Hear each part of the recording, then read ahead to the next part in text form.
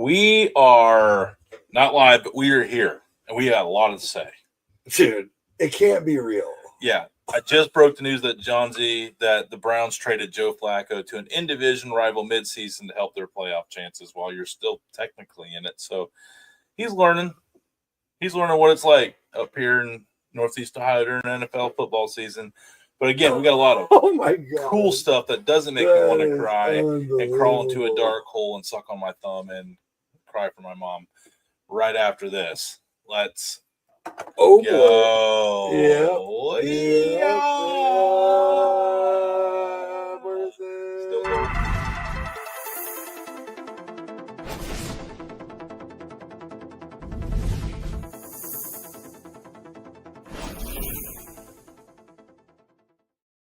I mean, what do you do?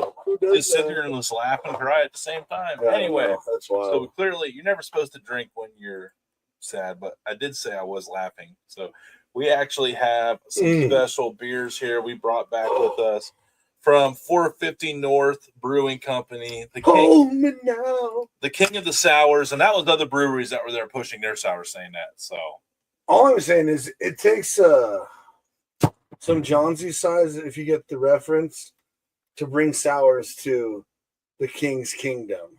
I just wish you wouldn't do the reference. That was like the one time I actually brought it up. I know, it's weird when you brought it up.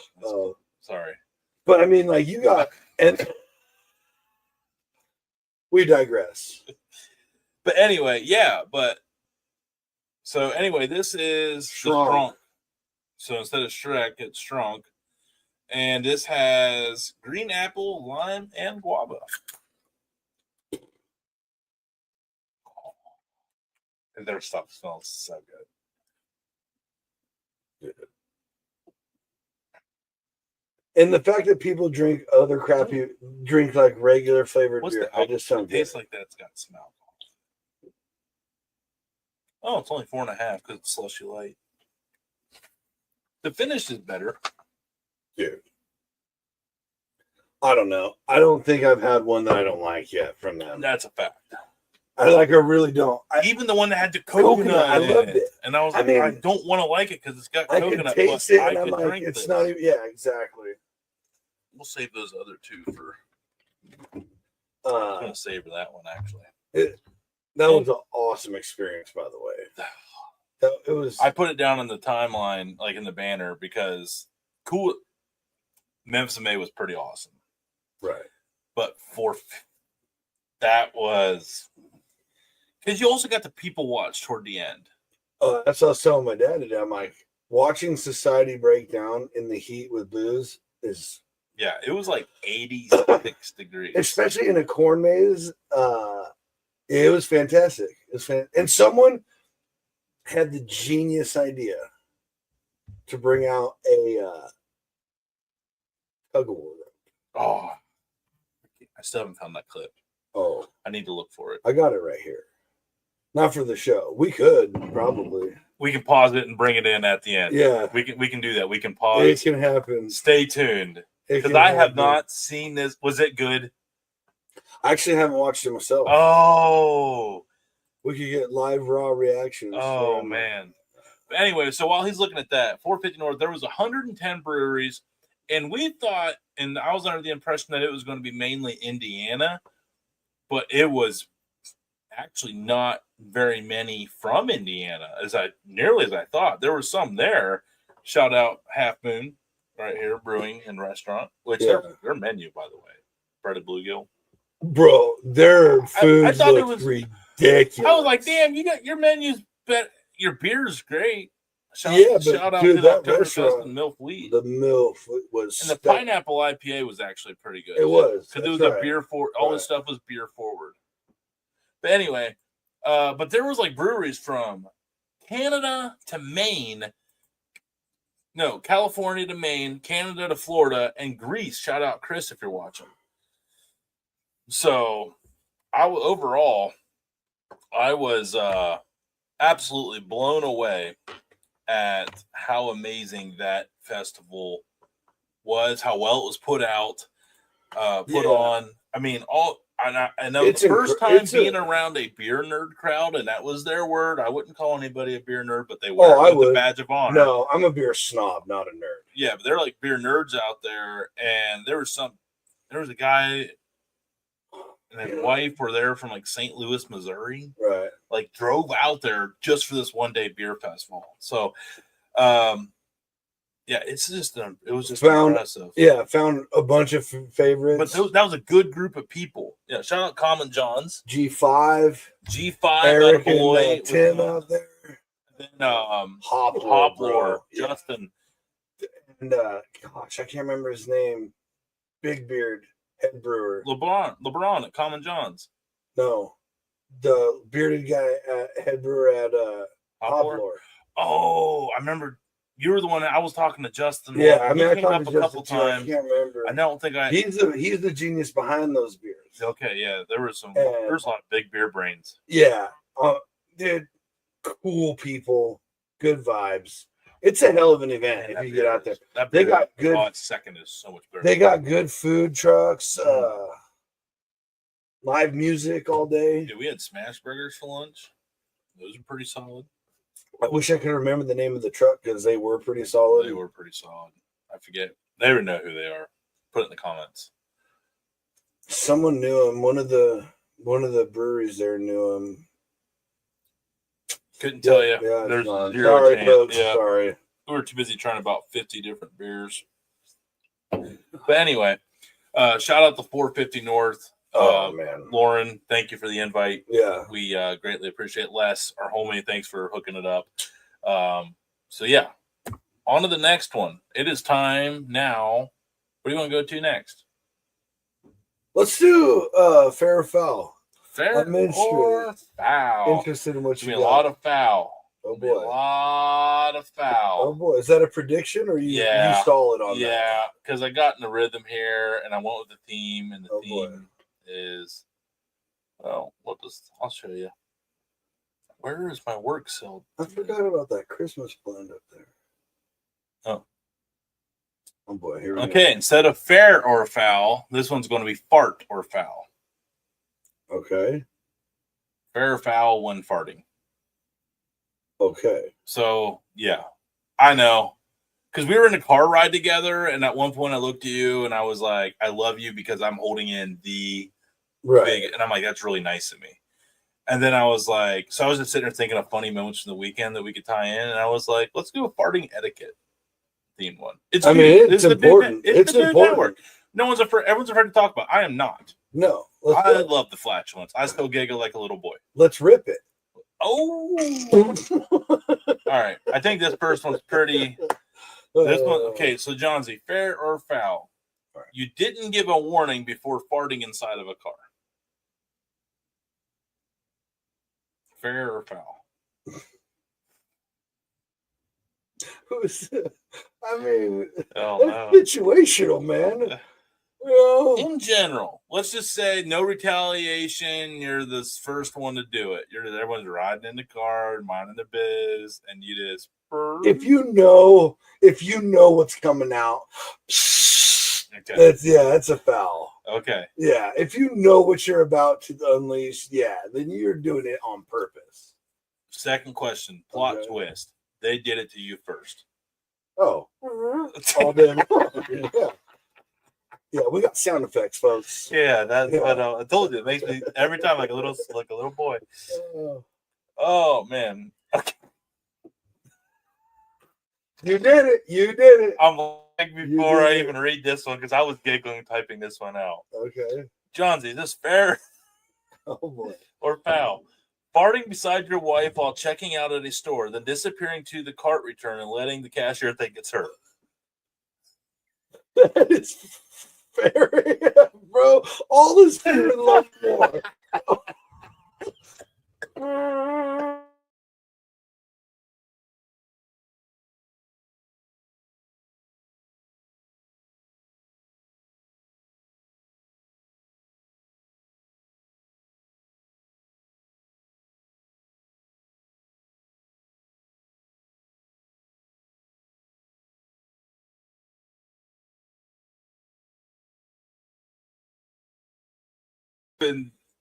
took a break and are still crying.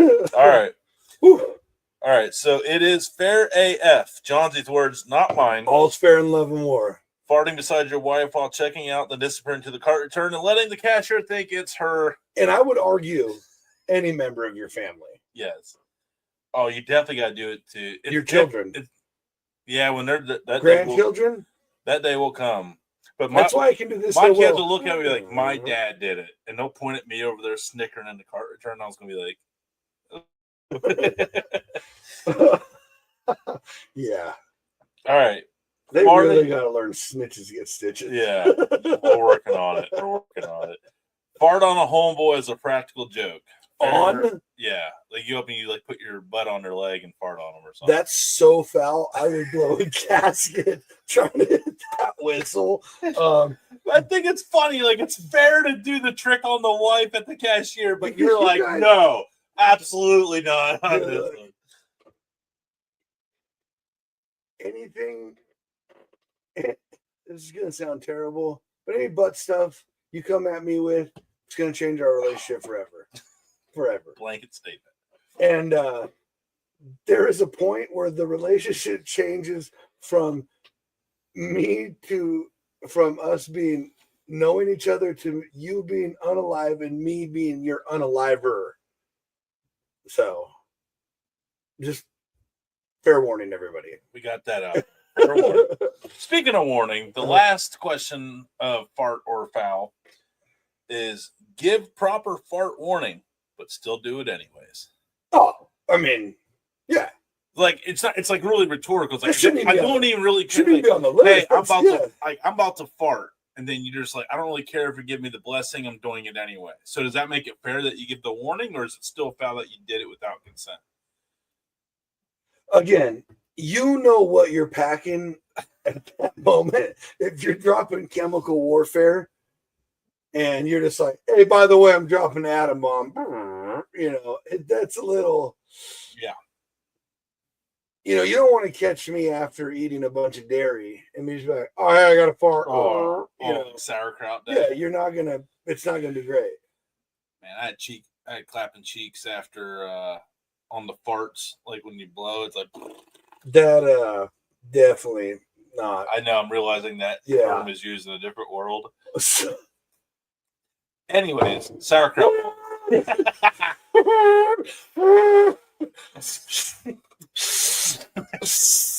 Ow. Squat, charge, people's elbow. So that was it on fart or foul. The artist formerly known as fart or foul. But I thought that was fun. Fair enough. It's the Dude Network. We got to talk about farts more often. It probably should have. The etiquette should have been addressed sooner. Probably. Clip that part. We do need to talk about farts more often. Yeah, I think there needs to be some dude laws in place. You know what, Johnsy? That might be a video series. Write it down. Write it down. Dude law series. Boom. Circle. All right, what are we doing next? I'll take it. 2025 fantasy football recap. I am so excited for this one, folks. It was a huge week for Johnsy again. As it went last week. Lowest points of the week was scored by not me. Branch Sauce, who's surrendering his lineup apparently for the year for missing the draft. He's now falls to 2-3 and in eighth place out of 10th, losing to more studying Needham, who still scored an impressive 129.85, which would have got him a win against all but 3 teams last week. Southweezy Warrior, defending champion, just bad luck. Browns. Man, he's not. Yeah, I don't know what's going worse for him, the Browns season or his fantasy football season, because he's still up 122 points, but was off by the number 2 ranked team and now in the league, Dirty Jersey, improving to 4-1 with 134.95. Our top point getter of the week. The number 2 point getter of the week was Roland Doobies, 132.3, and he needed more. He needed only 99 because Johnsy had 98.65. Still not falling to 0-5 on the year. Perfect record, baby. Perfect record. It takes a lot of emphasis and effort to be that perfect. Moving on, our closest game of the week was won by Hanford Pigson. Ooh. Improving to 2-3, getting up into 6th place.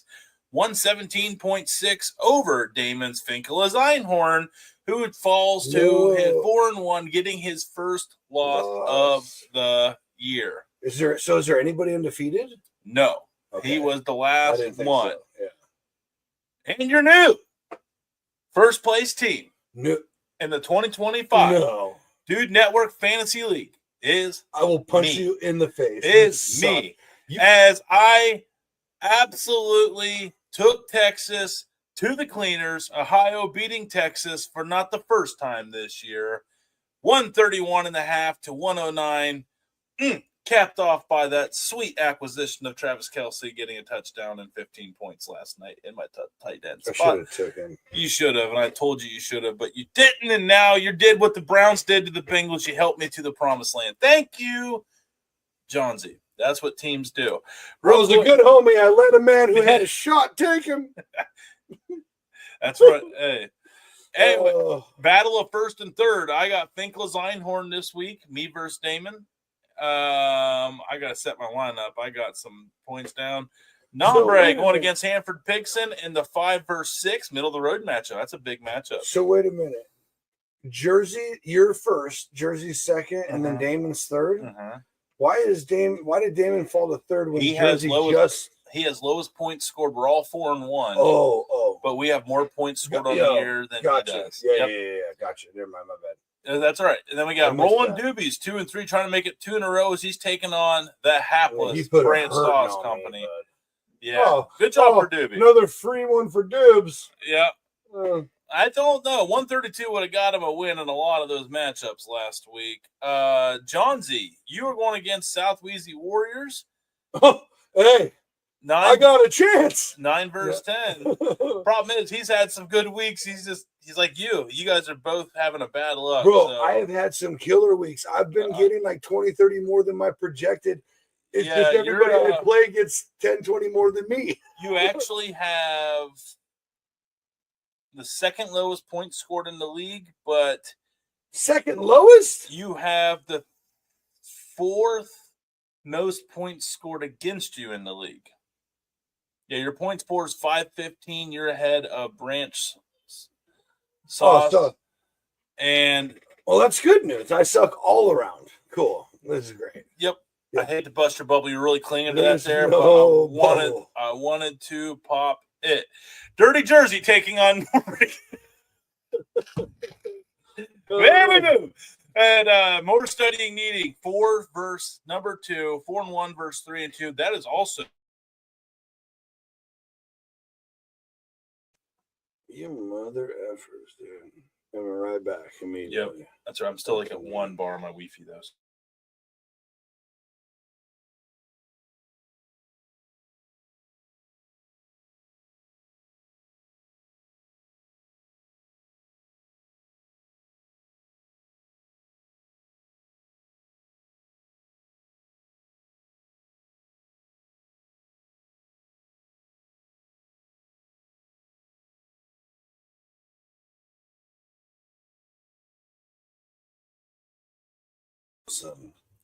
Oh, were you on the left?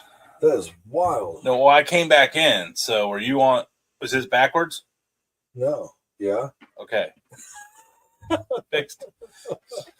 We're having a little bit of technical difficulties, folks. And that was our fancy football. Who could have predicted that? Yeah, right. So we're onward we move. We have the old timer sayings of the week. Oh, yeah. You had a couple good ones. 5. I'm going to do 5. All right. You ready? Yeah, rip them. Okay. You couldn't find water if you fell out of a boat. I haven't heard that, I don't think. There's like a lot of variations. Like yeah, I've heard stuff similar like that, but that's a good one. Yeah. Oof, that's rough. When you're out looking for something and you can't find it, and it was right on top of you, if that were a snake, you'd be dead. You mean, yeah, I say that one. Yep. If that was a snake, I'd be dead. Yep. This is a classic. Shit in one hand and wish in the other, and tell me which one fills up first.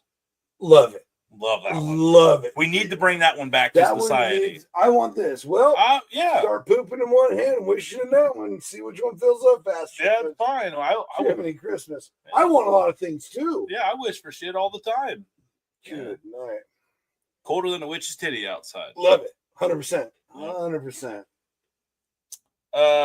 Couldn't hit the broadside of a barn.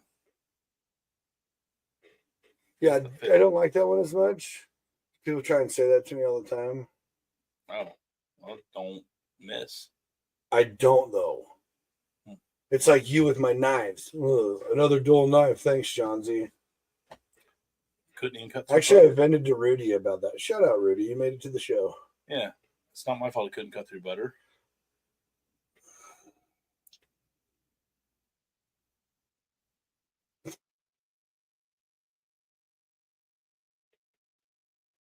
Yeah. It's just so offensive because I take care of my knives and he literally doesn't even know how to use them properly. Rant done. I showed you how to use my cheese knife today. Actually, that is a nice knife, dude. That thing's kind of cool. Yeah. No, you have good knives. They could be better.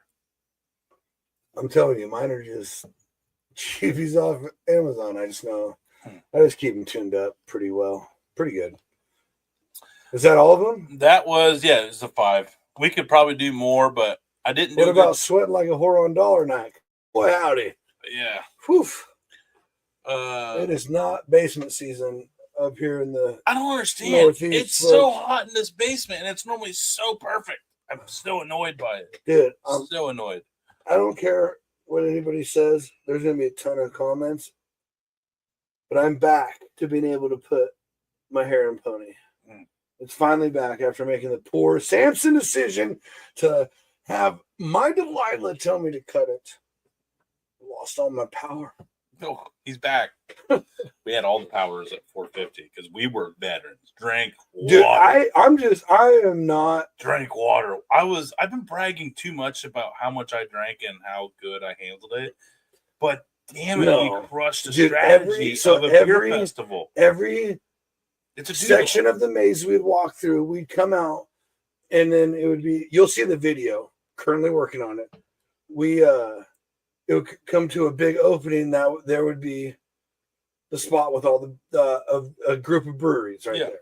And there was like, I don't know, 7 or 8 different ones, like Cat or Black Cat, Bat, Pumpkin, all Halloween themed, obviously.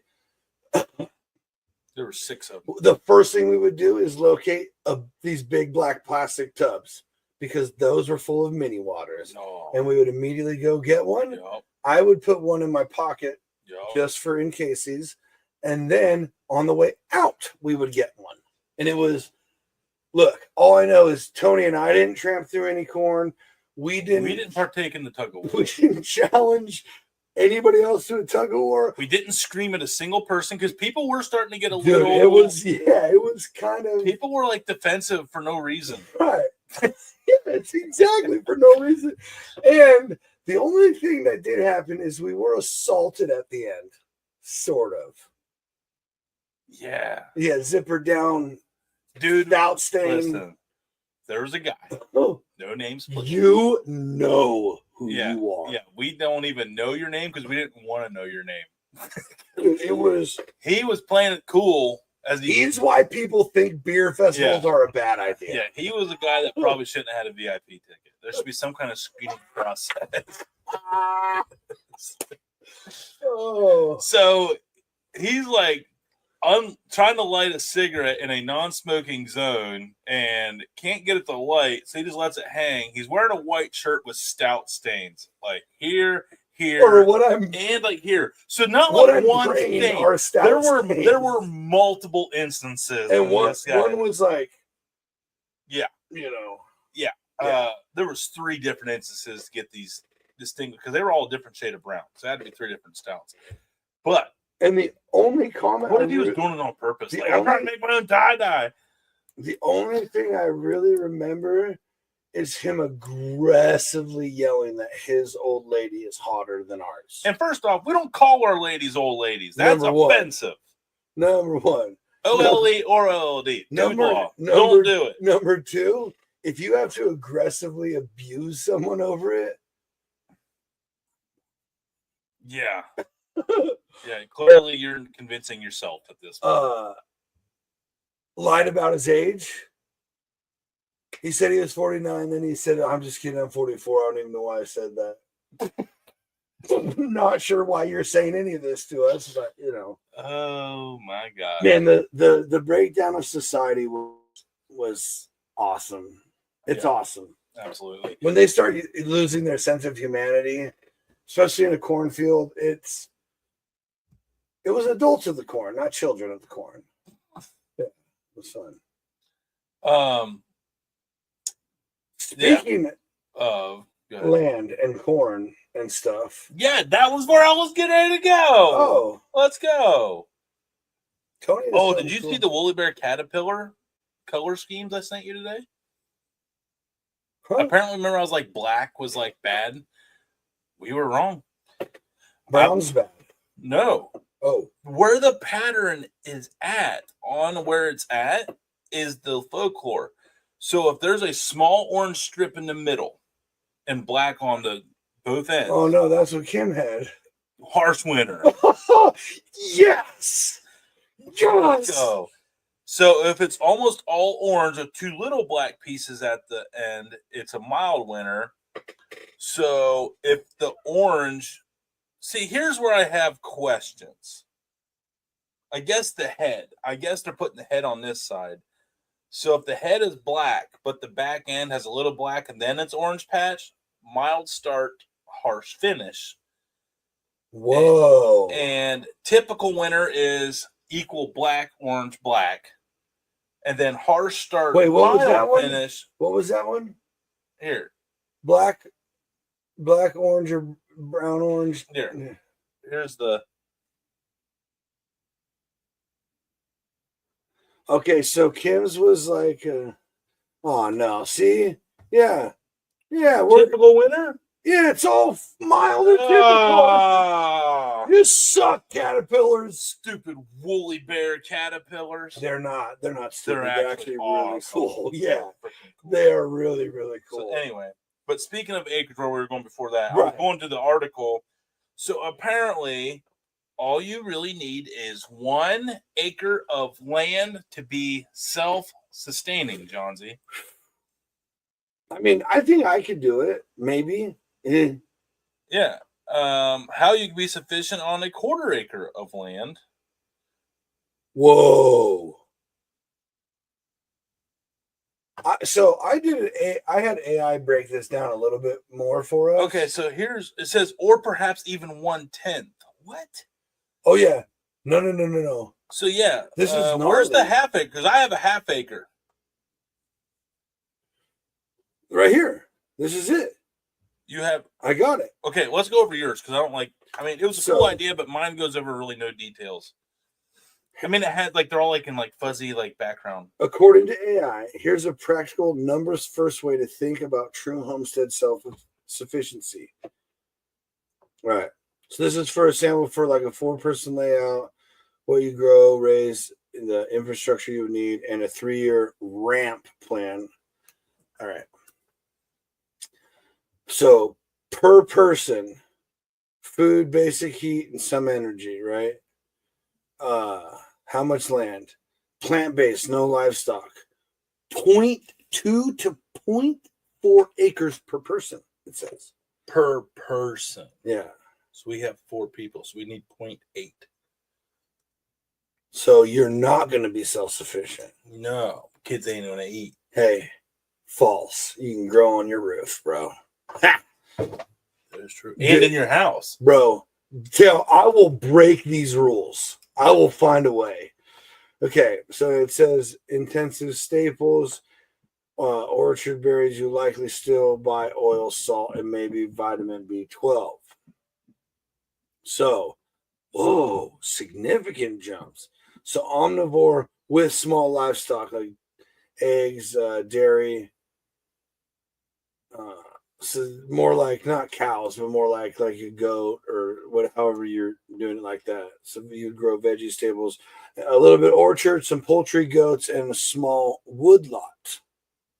You would need an acre to 1.5 acres a person, according to AI.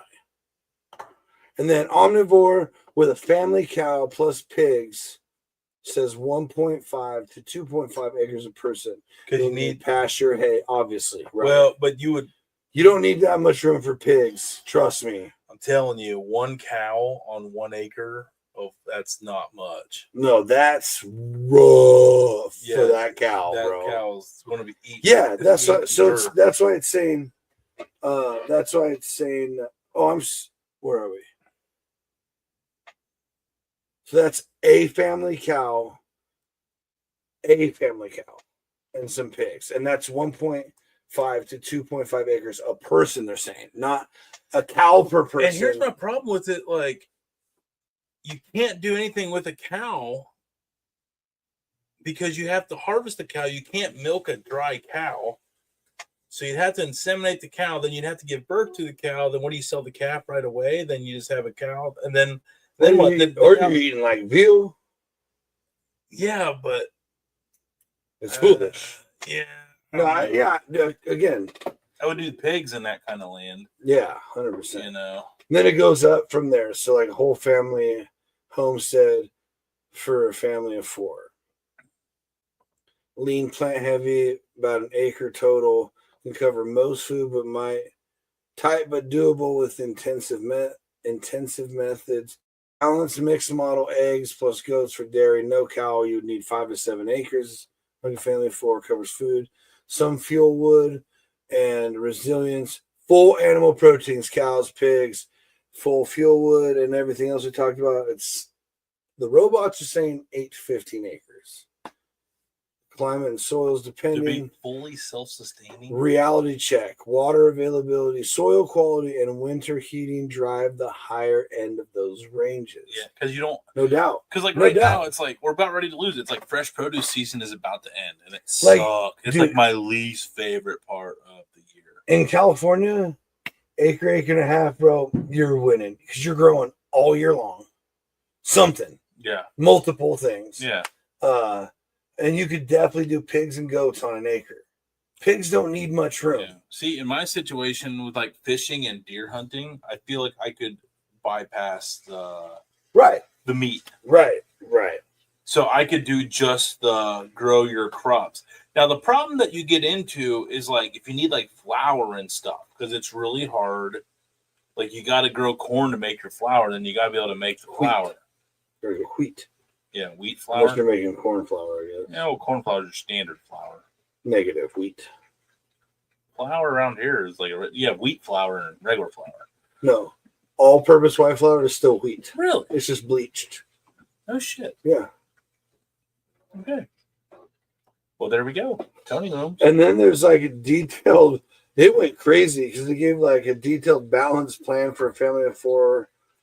And then like calories and protein diet, what you can actually produce. This is kind of wild. That's I guess I was curious on like, take meat out of it. What do you do in a half? Okay, so like here. Okay, so on this, it's like a 1/4 acre, which is basically my house. You have beehives, 2 beehives beside 8 orchard trees. Okay. Okay. Right. And then it's got human compost station. Like they want you pooping in the outhouse. So you can use that for compost. You very much got to mix it with other things. Don't just go pooping on your tomatoes, folks. Trust me. Grape 4 grape trellises. Really? And then an asparagus section, 5 rows. 3-year rotation conventional garden of corn, potatoes, legumes. But do they do like the macros and stuff on?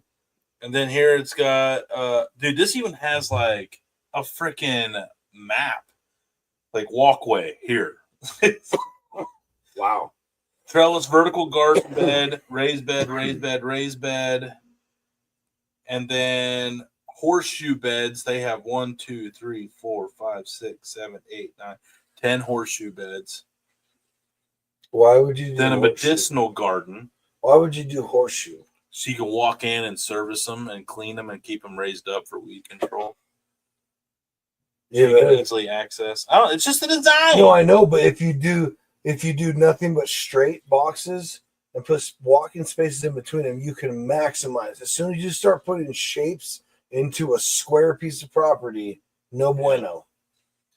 27-foot by 27-foot house, water tank. They have a barrel root cellar, partial shade, permanent trellis system. No, I already beat that. Berry that patch model. I already 1, beat berry that model. patch 2, cherry. They even have cherry trees over on the one side, along the driveway. Oh, so yeah, chicken coop, chicken run. No. 3 more raised. No.